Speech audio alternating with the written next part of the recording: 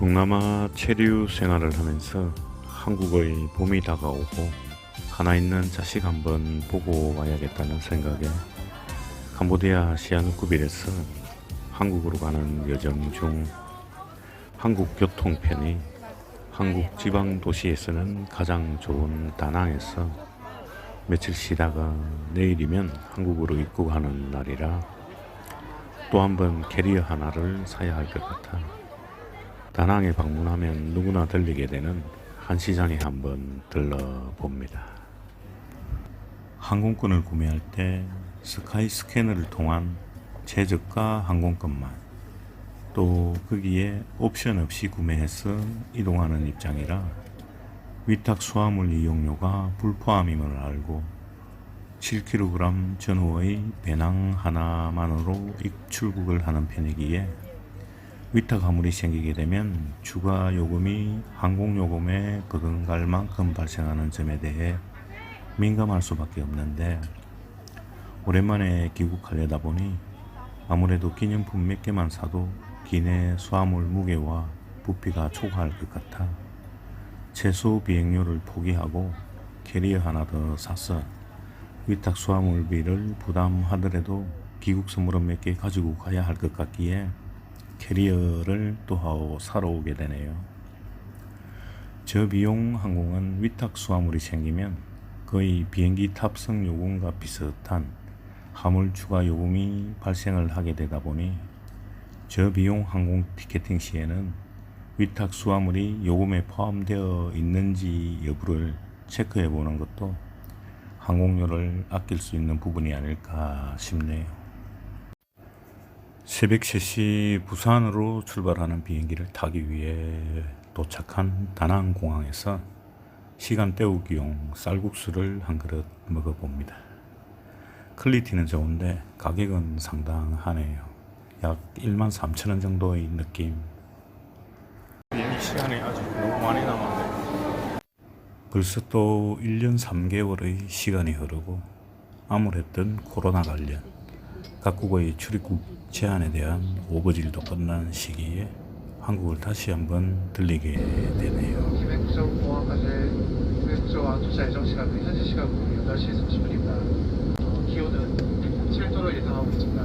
5시간의 비행 후에 부산 김해국제공항에 도착을 해서 고향 진주를 찾는 마음 반가움과 설레임이 있지만 때로는 알 수 없는 슬픔과 아픔이 모을 때를 넘나들기도 하네요. 어제의 기억과 오늘의 현실이 고향 가는 마음을 아리게 하나 봅니다. 하지만 찾아갈 고향이 있다는 것만으로도 행복함이 아닌가 싶네요.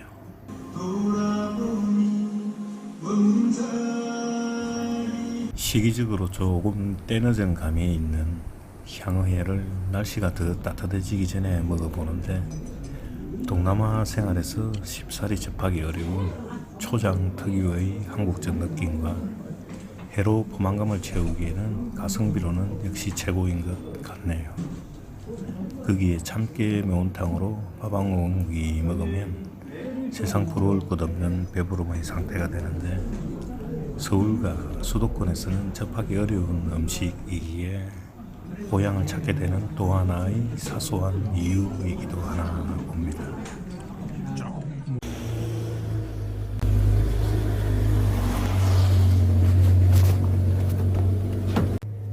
시내 머리 깎으려고?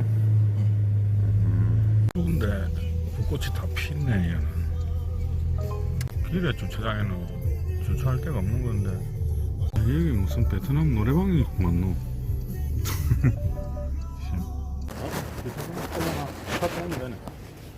갔다 오면 되죠? 30분까지 500원.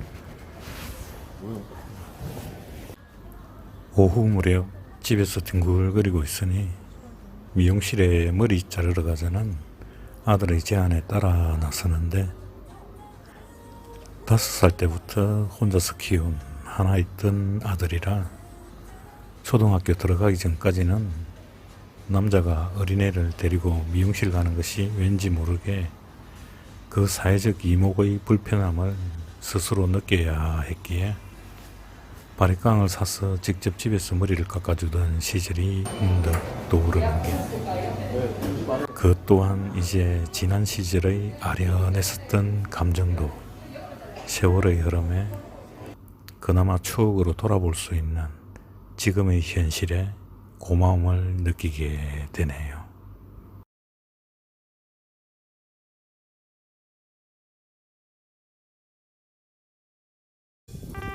머리도 자른 김에 산뜻한 얼굴로 부모님 산소에도 들리어 불효에 대한 죄송함을 씻어 봅니다.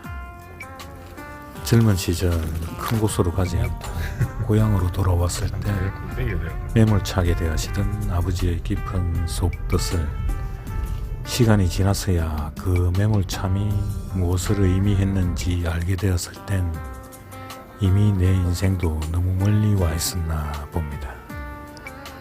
그러다 세월에 이끌려 동남아 생활을 하다 보니 명절에도 찾아뵙지 못하는 산소에 들린 후에 5년 전 호치민에서 함께 먹어보았었던 꼼장어를 떠올리며 고향 꼼장어 집에서 아들과 함께 이른 저녁을 먹어보게 되네요. 떨어져 살다 보니 또 언제 함께 식사할 시간이 있을지 모르겠기에 세월이 지나면 기억될 또 한 부분의 소중한 시간이 아닌가 싶네요. 3월 말인데 날씨는 살랑하네요. 벚꽃은 활짝 피고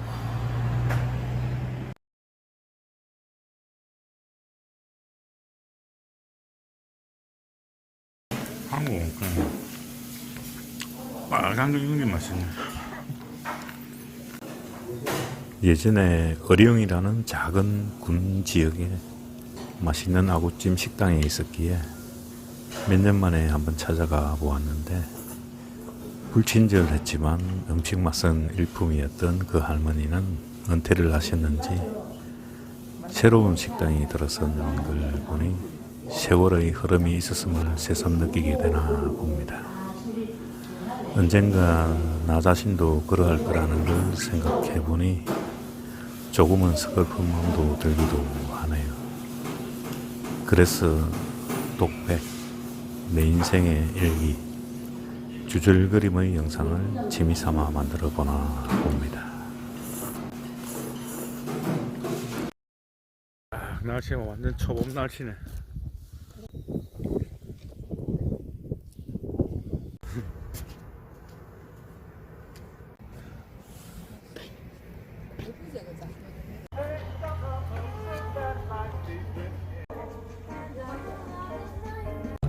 지금 터널이니까 좋잖아.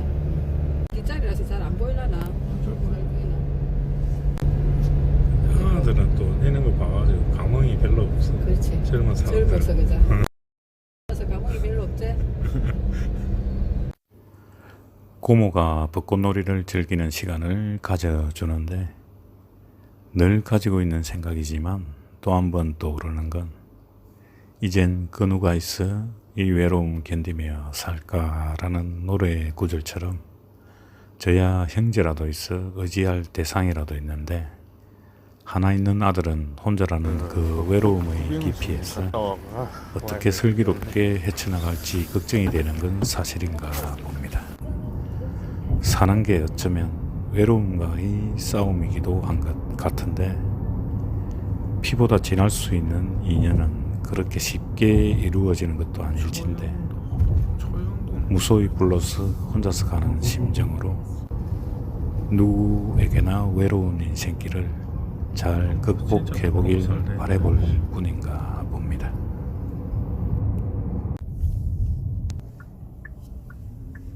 죽방 공부한다.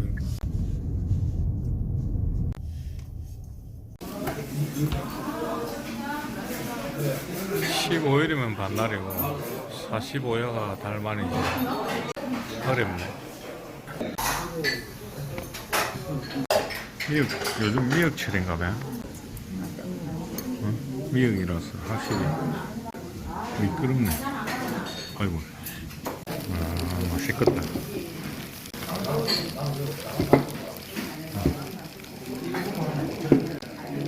일단 꼬리를 얹어먹고.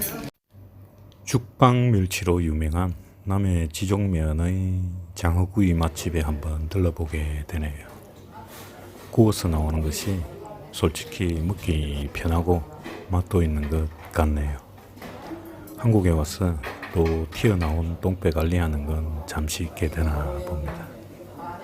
다이어트는 동남아로 돌아가면 다시 시도해 보기로 하고, 한국에 온 김에 예전에 맛있었던 음식들을 마음껏 먹어보고 싶은 게 우선인가 봅니다.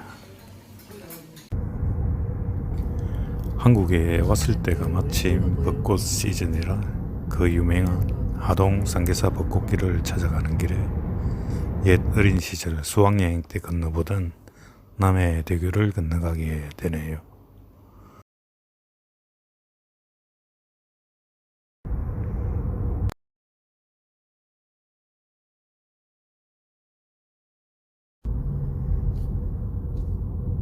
과속 방지턱이 있습니다.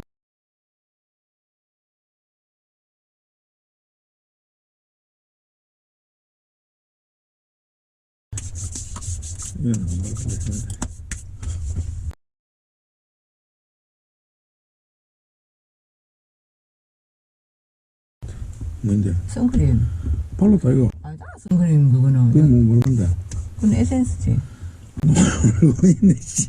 이거 웃자는데 이 그래. 바르는 기가 어. 기가 제일 많이 탄다. 눈 쪽이 제일 많이 타지. 희한하게 눈 쪽이 제일 많이 타더라. 이 상표는 떼야 될 거예요. 이 시장표, 상표. 이거 뭐 가위가 있어야 되는데. 춥다. 날씨 쌀쌀하나. 새우도 있고 산에 올라가니까 또 체험이 캄보디아 스타일. 이게 낫지. 그래. 이것도 모르는 사람 등산복 입고 산에 댕기지. 원진이라고. 맞다 이거. 산에 많이 댕겨본 사람들은 등산복 안 입는 불편하더라. 바지는 좀 군복 같은 재질이 낫지.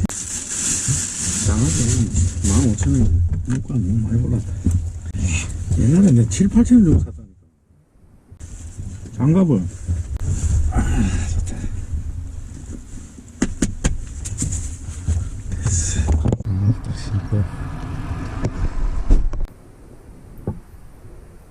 마 열매. 연지버섯도 있네.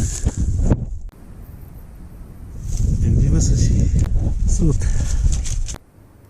왜 사람들은 산에 오를까요?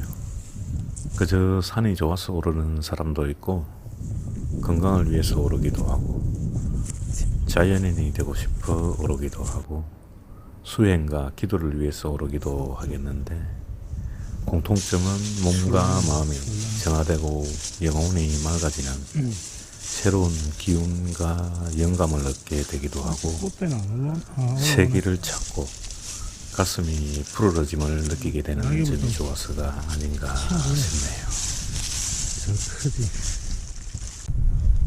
그래 큰 건 아니다. 하수구가 있기는 있네. 여기. 볼까?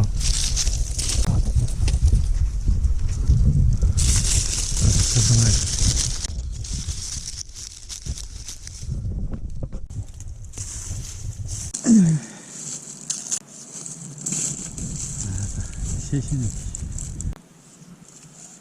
진달래. 뭐지? 벌써부터 못 먹잖아.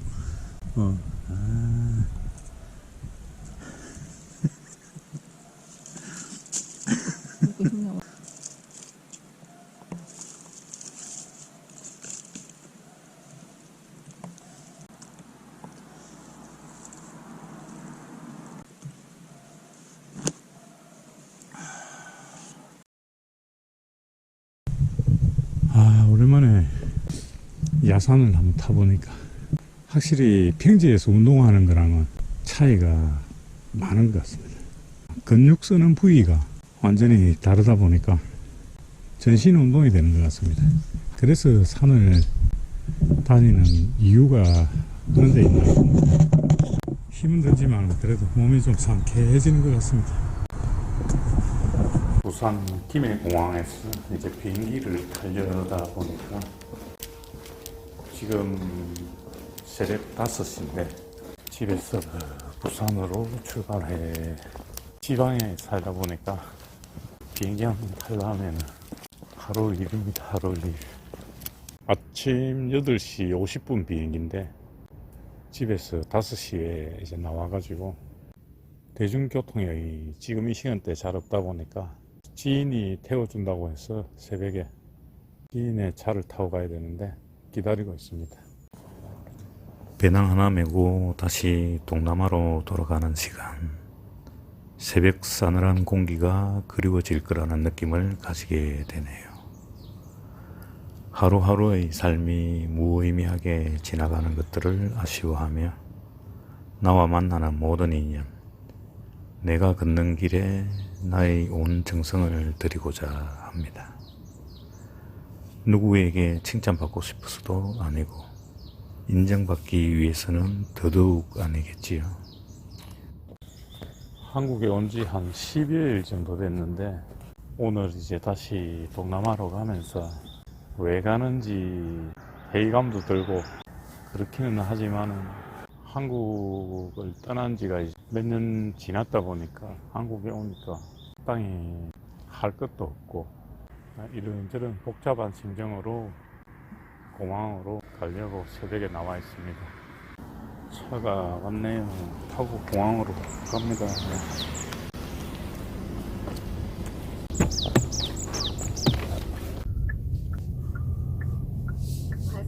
새벽이 되는 게 차가 없네. 날씨가 쌀쌀하다. 와, 새벽에 너무 신기해. 떠나기를 아쉬워한 사람을. 쓰면 되겠네. 6시 50분이네. 그 먼 길을 또다시 떠나며 인생의 바다라는 향해를 위한 좋은 지도, 행복한 지도를 가지고 떠나봅니다. 그 행복한 지도란 특별한 것이 아닌 나 자신이 만들고 그리는 것이겠지요. 나 잊고 사였던 지난 사연. 5년 전 아무런 연고나 정보 없이 무작정 캐리어 하나와 배낭 하나로 한국에서의 모든 것을 정리하고 호치민으로 떠날 때의 두려움과 설레임의 감정을 돌아보면서 동남아에 정착하는 과정에서 좌충우돌과 위기의 순간들도 제법 겪게 되었었던 초기 정착 단계에서의 모습들을 떠올려 보니 참 가슴 뭉클해지고 눈시울이 붉어지기도 하는데 베트남에서 2년, 그러다 코로나로 어쩌다 보니 국경이 막혀 캄보디아에서 벌써 3년째. 그간 3년의 공백으로 베트남에서는 많은 것을 잃어버렸고 뜻하지 않았던 캄보디아에서 계속 생활하게 되는 것, 아마도 경제활동과 금전적인 부분이 가장 큰 역할을 하나 봅니다. 비행기에서 내리게 되면 호치민에 잠시 들리어 또 한 번 생각을 정리해보고 남겨진 짐이 있는 시아누쿠빌로 일단은 돌아가 볼까 합니다. 길고 재미없는 아주 개인적인 일기를 보아주신다고 고생 많으셨습니다. 지난번 백신 접종한다고 귀국한 후 1년 3개월 만에 다시 한국에 한번 들렀었던 한국에서의 독백을 마무리합니다. 감사합니다.